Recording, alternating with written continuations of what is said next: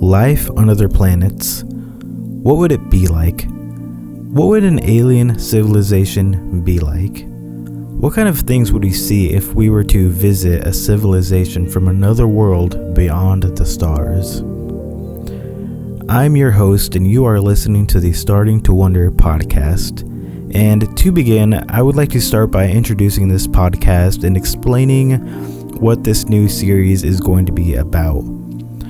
Now, the Starting to Wonder podcast is a new series that I have decided to experiment with on YouTube, and this podcast will be focusing on a variety of subjects, ranging from science, unsolved mysteries, unexplained stories, strange events, theories, traveling, ideas, and just about anything that makes you think. Anything that makes you wonder and question the world around you. I've put a lot of thought and effort into what I wanted this first episode to be about. And I had a long list of ideas and topics that I wanted to discuss. And so I looked at my list and I picked the topic of alien civilizations because I thought it was something very interesting. I thought it would be a good way to kick off what kind of tone this podcast is going to be about. You know, we're going to be talking about mysteries, unexplained things, theories, and like I said, anything that makes you wonder, and hence the name Starting to Wonder. I named it that because that's what I'm hoping this podcast will do. I want this to make you wonder. So let's go ahead and get started. I hope you find this series both entertaining and thought-provoking. So go ahead, sit back, relax. I don't know how long this is gonna be, so just try and relax, and please enjoy the first episode of this podcast. And again, I just want to remind you, I'm your host, and you are listening to the Starting to Wonder podcast. Before we begin, let's talk about the universe for a minute.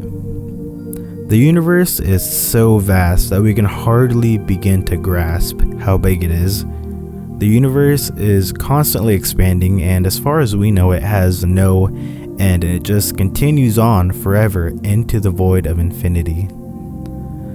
On June 30th, 2001, NASA launched the WMAP probe into space to study the cosmic microwave background left over from the Big Bang.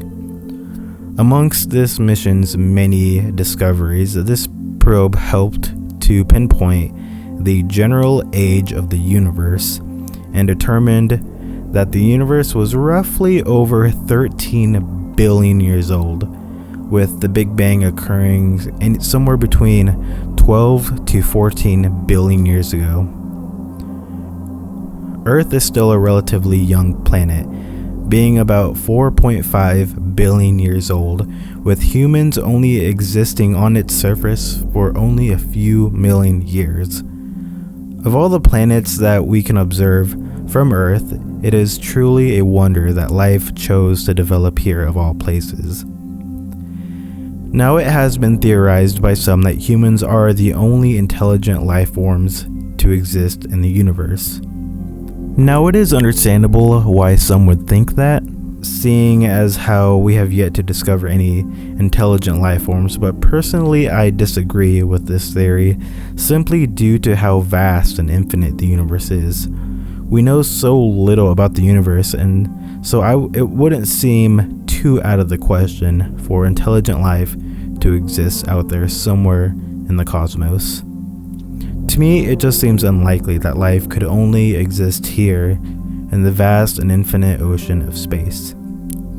Throughout history, science has proven itself wrong time and time again. It was once theorized that the Earth was the center of our solar system until roughly over 420 years ago in the 16th century. However, today we will not be discussing whether or not aliens do or don't exist. That is a discussion for another day, and I would very much like to do a podcast on aliens and whether or not we've been visited by them in the past. But I'll leave the whole conspiracy talk for another episode. And today we will simply be discussing what an alien civilization might be like if we were to discover one. Like, what would their society be like? What would, just in general, what would it be like? So, where do we begin to characterize what an alien civilization may be like? Well, in 1964, a Soviet astronomer named Nikolai Kardashev was wondering the same thing, and he proposed the Kardashev scale. Now, what is the Kardashev scale? Well, it is a method of measuring a civilization's technological advancements based on the amount of energy they are able to use. So, for the sake of this thought experiment, we will be using this scale to help us understand what another alien civilization may be like. The Kardashev scale is made up of 3 main categories that a civilization can be placed in: a type 1, a type 2, and a type 3. Now, to summarize these categories and these types, a type 1 civilization is capable of harnessing and storing all the available energy in their home planet. A type 2 can harness and store all the available energy in their mother star. And a type 3 civilization can harness and store all the available energy in their entire galaxy. Now, variations of the scale have also been proposed to include a type 0, type 4, and a type 5 civilization. But we won't really be touching on those as much in this episode, just because of how complicated and unfathomable they start to get beyond 4. But basically, type 4 civilizations, according to the scale, are capable of harnessing energy from the universe, and a type 5 can harness the energy of the multiverse. And as you can see, this scale is very advanced, and it gets a little bit crazy once you get past type 3 and 4. And of course, there are theories as to maybe like a type 6, 7, and so on. I mean, the scale could go on forever. I mean, the possibilities are probably as endless as the universe itself.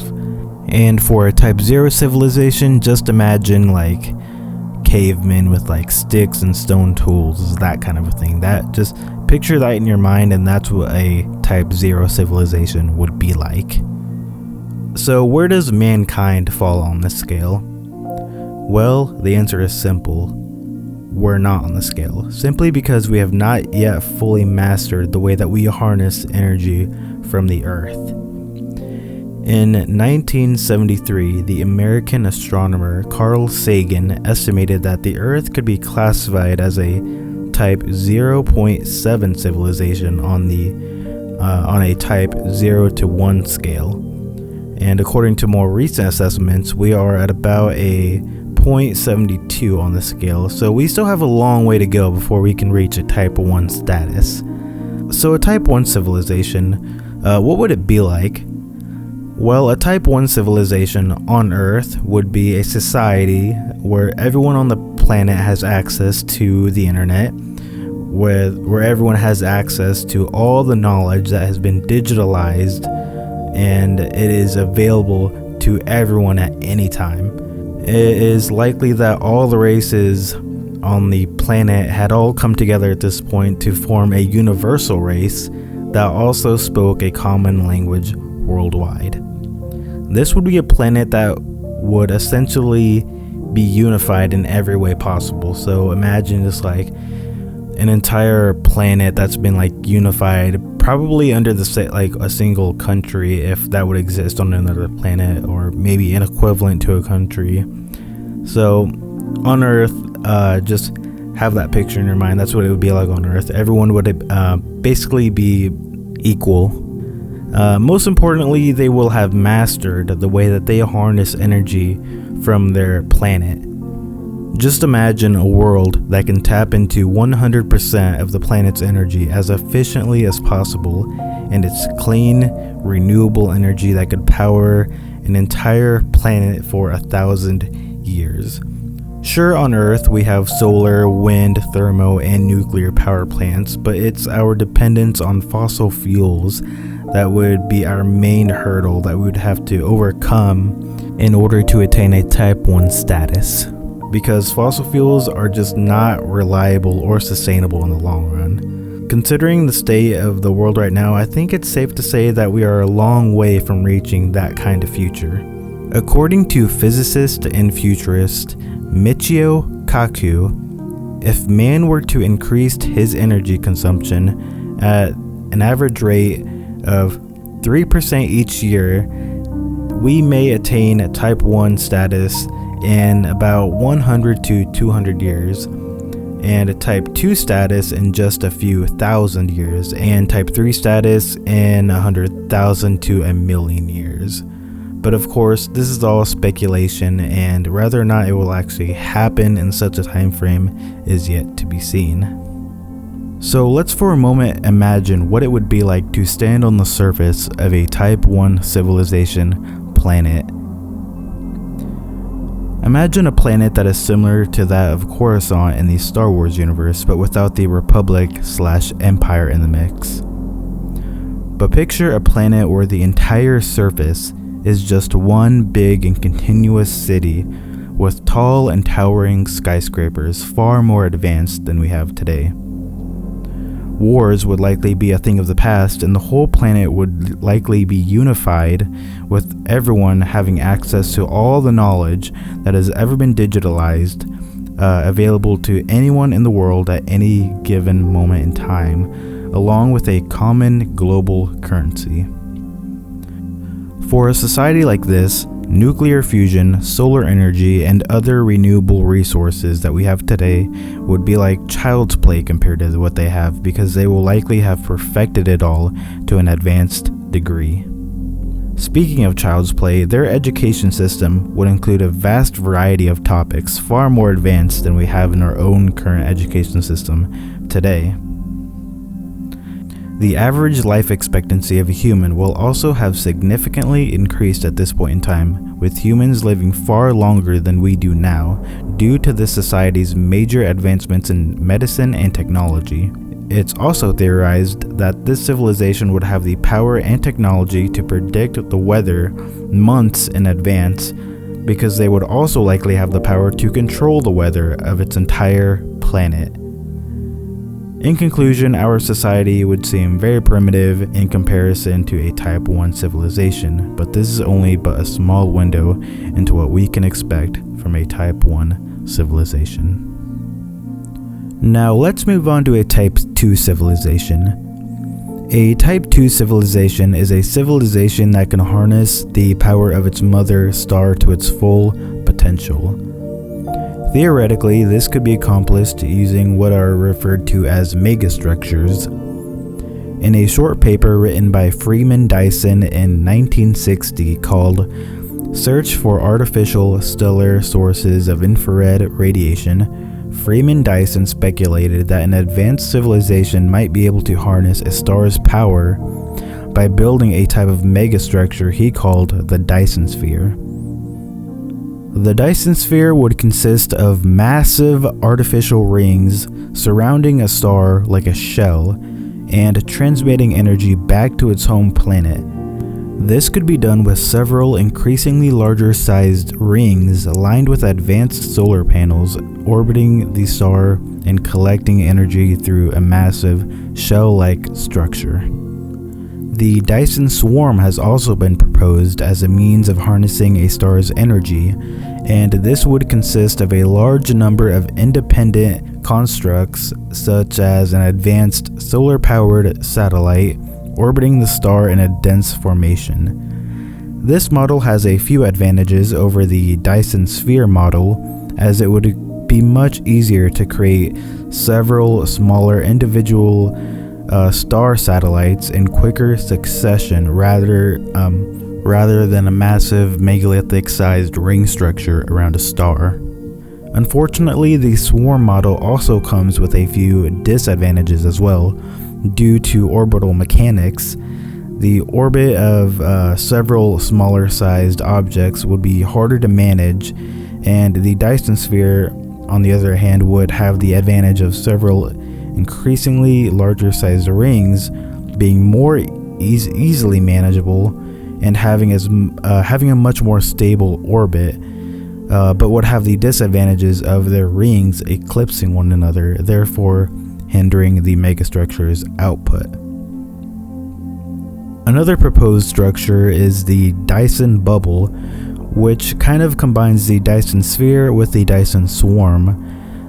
Like the Dyson swarm, the bubble would be made up of several smaller individual-sized objects, like the Dyson swarm, but the bubble would contain objects. These objects would not orbit the star, but rather they would remain stationary relative to the star using a type of solar sail technology.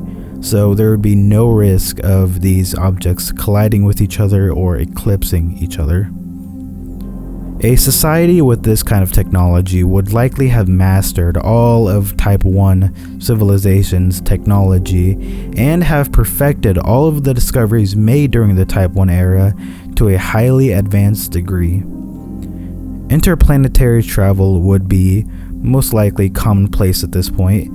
It's even possible that a civilization like this could have even colonized all of its local planets in its local star system by this point. Let's move on to a Type 3 civilization. A Type 3 civilization is a civilization that can harness the energy of its entire galaxy. And a Type 3 civilization might use the same techniques used by the Type 2 civilization, but applied to all of its possible stars in its local galaxy, leaving no planet or star untapped of its resources. They may even be able to tap into energy released from supermassive black holes, which are believed to exist at the center of most galaxies. It is theorized that gamma ray bursts and quasars could also be a potential energy source for a civilization such as this. Interstellar travel would be perfected at this point, and if humans were to reach this point, we would be incredibly advanced beings, settled across several colonies on several planets across our galaxy. Humans would become galactic travelers, evolved over thousands of years to live on other worlds. All of our technological advancements may even give rise to cyborgs or half-human, half-robotic beings. Humans as we know now would be considered a subspecies of humans compared to the highly evolved beings that would exist in the future. This society would look back on us perhaps the same way that we look back on our evolutionary ancestors a few thousand years ago. So what would happen after Type 3?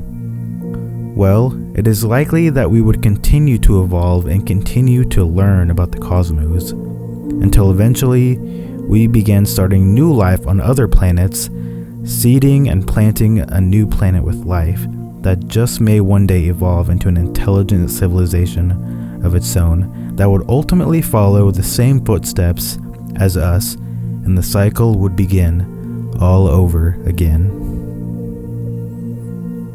So that concludes episode 1 of the Starting to Wonder podcast. I really hope you guys enjoyed this first episode. I put a lot of work into it.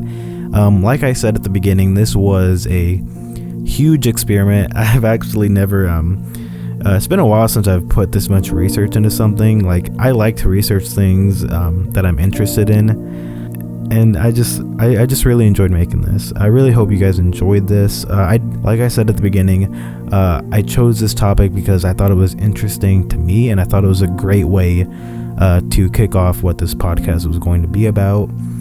And depending on how well people respond to this podcast, episode 1, I may do a few more.